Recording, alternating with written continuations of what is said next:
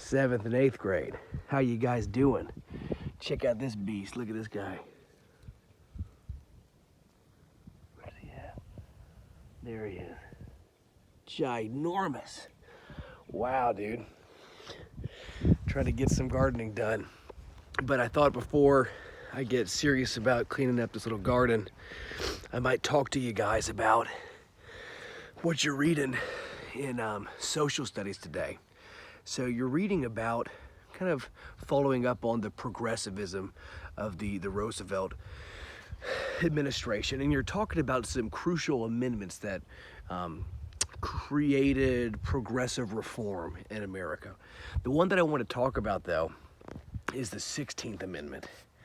And the 16th Amendment, as you guys know if you've done your reading, created federal income tax, essentially.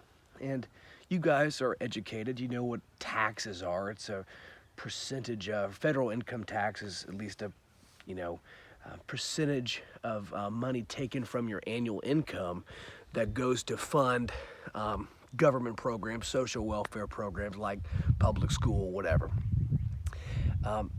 What a lot of kids your age probably don't know, though, is that there's different brackets in federal income tax. The way people are taxed, there's different tax brackets. Right now, there's 7 tax brackets. And so, the first bracket would be people making very little money.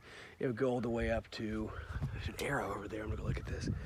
It would go all the way up to people making a lot of money, which the highest bracket that there is defined as being making $600,000 or more.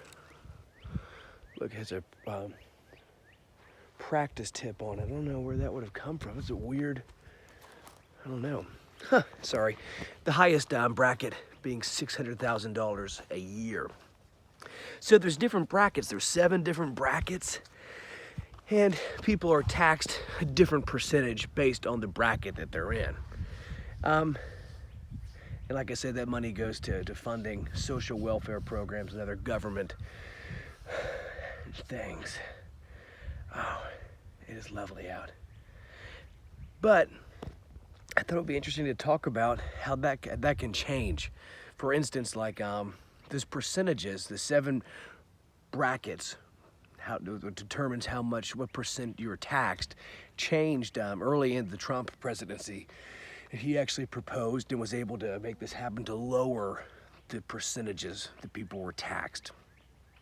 And so you might ask, why did he do this? Well, one of the consequences of lowering taxes is that people generally will have more money to spend, more money in their pocket.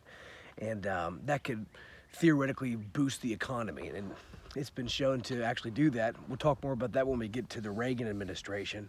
But that's kind of the motivation behind lowering taxes. Now, one of the things that Bernie Sanders, who's one of the people seeking the Democratic nomination, he's seeking to revise the federal income tax again, and he wants to add more levels to it. So we talked about how there's 7 income brackets, and you get taxed according to the brackets you're in. He wants to more clearly define what that top bracket is. He actually wants to add 3 new brackets because in his mind, there's people who are making quite a bit more than $600,000 a year.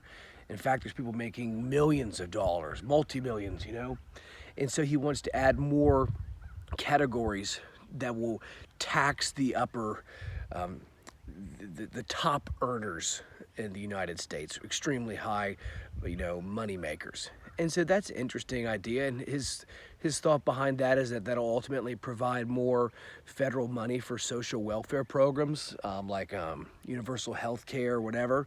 And there's a lot of different ways you can think about that. I think it's important for us to know be educated about it, to know what amendment created federal income tax, and to know how it changed very recently during the Trump administration, to know how many brackets there are, and to know how people have different opinions on how federal income tax should be handled. And maybe in the case of Mr. Sanders, wants to add more categories to more clearly define those top earners in America.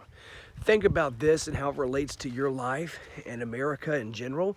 And I'll tune back with you guys a little bit later. Peace out.